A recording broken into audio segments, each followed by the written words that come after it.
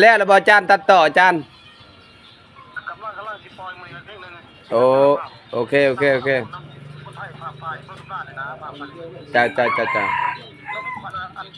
ภาพระเบิดมาส่งให้ดูภาพระเบิดภาพมาส่งแล้ววงนึงนี่ส่งแล้วอาจารย์ส่งแล้วเอาใส่นะจ้าโอเคเปล่าจั่วเลยคุกในน้ำมันมันไม่ต้องใส่คุกดิบๆมันจะ ซอยซีนอยู่ซะนี่พวกซื้อซีนหมูก็มีพวกซื้อเล็กก็มีนี่อันนี้โอ้ยมีดกะขนาดมีดงั้นพอขาหมูนี่ไปใจบุญสนับสนุนเมดเด้อทุกคนเลยเชื่อยังจุฬาเหมือนเดิมนะเชื่อแดงเป็นกาหมูกากล้วยกล้วยไต้มากไปซื้อเลยนี่บรรยากาศแบบบ้านๆว่าซั่น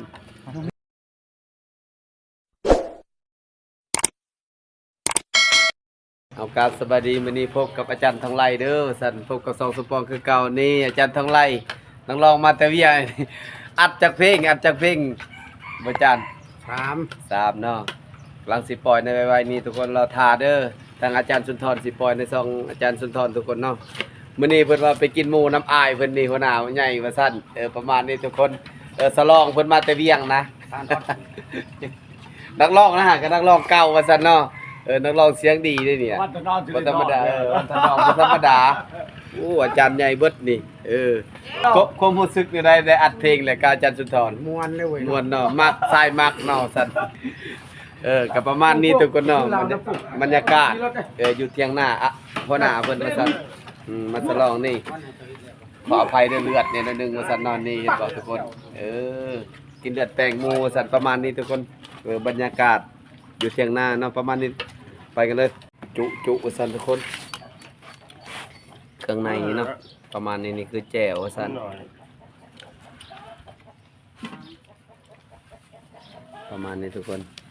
พ่อครัวเด้อนี่เด้อพ่อครัวทายบักคุวิดนี่ติลูกชายเบิ่งเอาลูกชายโอ้ยตายแล้ว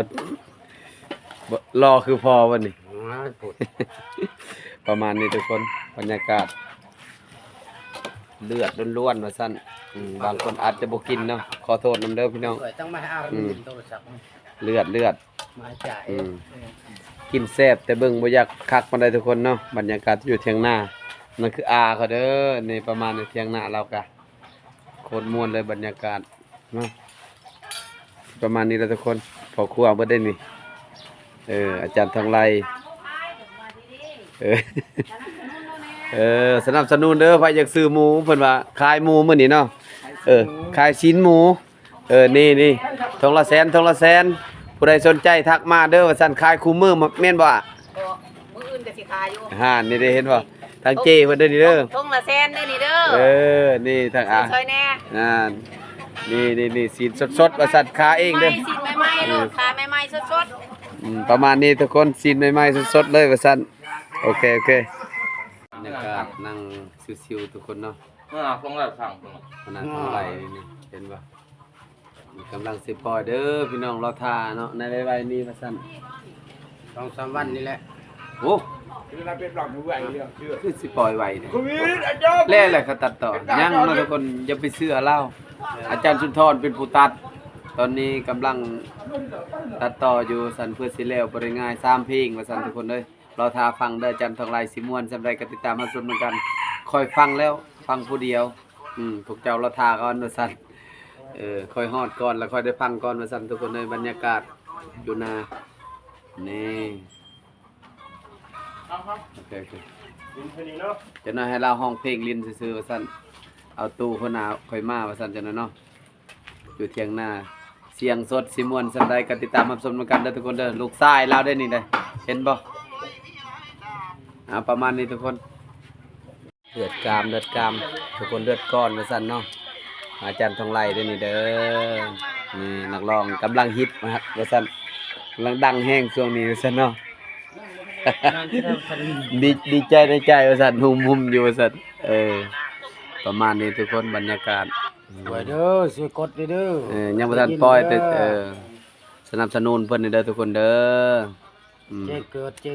เพิ่นว่ากำลังสิแจ้งเกิดจักสิเกิดหรือบ่ยังบ่ฮู้ทุกคนเนาะพึ่งพาพี่น้องแล้วก็คนลาวคือกันว่าซั่นเนาะทุกคนเนาะ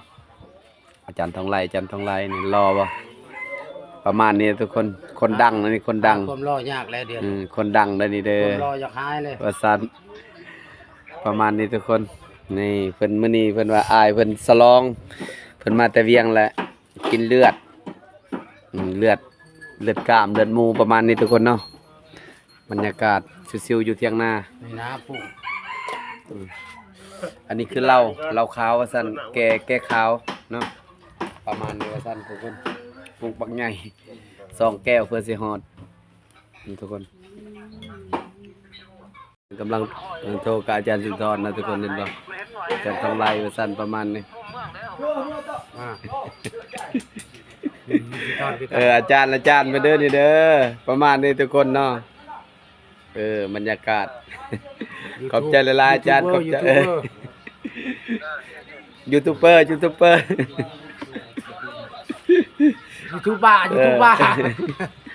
ประมาณนี้นะทุกคนนี่ทางอาจารย์เพิ่นเด้อติดตามเพิ่นตั้งแต่กำเนิดว่าซั่นตั้งแต่น้อยๆประมาณนี้นะทุกคนเนาะนี่เห็นบ่กำลังสิปล่อยในไว้นี่นั่นแล้วบ่อาจารย์ตัดต่ออาจารย์ กำลังสิปล่อยมือนิดนึง โอเค คนไทยภาพเพิ่มบ้านเลยนะภาพมัน จ้า แล้วภาพระปืนส่งให้ดูภาพระปืนภาพ พอส่งแล้วบางนึงนี่ ส่งแล้วอาจารย์ นึงนี่ ส่งแล้ว เอาใส่นะ จ้าโอเค แล้วมันครบแน่ เออ จ้าส่งแล้วบางกี้จันเลยขอบใจโดยขอบใจหลาย อันวันใส่สุก ๆประมาณนี้บรรยากาศทุกคนเอ้ยนี่ ฮะ บรรยากาศแบบบ้านๆว่าซั่นกินในตลาดเลยนะทุกคน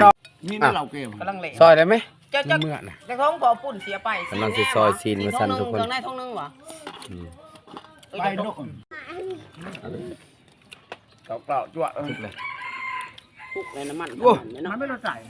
คุกดิบๆมัน มัน จะ ซอยซีนอยู่ว่าซั่น นี่พวกซื้อซีนหมูก็มีพวกซื้อเล็กก็มีนี่อันนี้ โอ้ยมีดกะขนาดมีดงั้นพอขาหมูนี่ไปใจบุญสนับสนุนเมนนี่เด้อสั่นทุกคนเด้ย เชื่อยังจุ่มล้านเหมือนเดิมนะเชื่อแดงเป็นปลาหมูปลากล้วยกล้วยไตมากไปซื้อเลย ว่าแล้วนี่มึงไงเขาก็แข็งจะเบิ่งเขาก็ปีนี่แข็งกว่ากูปี แค่เหงื่อแค่ ห้อยปุ้งมาแม่ เขาเป็นแสบ มาเด้อแซ่บๆน้ำกันเอาพอร่อยมา มีดพวกเขานะเอ้ยนี่บ่มีตัวเขาคน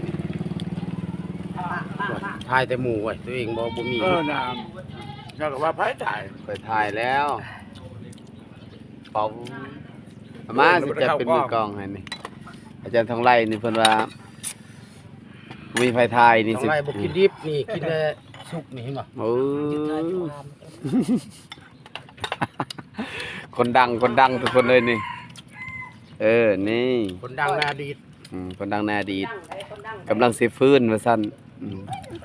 อาจารย์ทองไล่เอาคลิปนี้ก็สิจบสำนี้แล้วทุกคนเด้อฝากกดไลค์กดแชร์ขอบใจผู้ที่เบิ่งคลิปแต่ต้นจนจบเนาะทุกคนเนาะขอบใจหลายๆไปกันเลยขอบใจบันสวน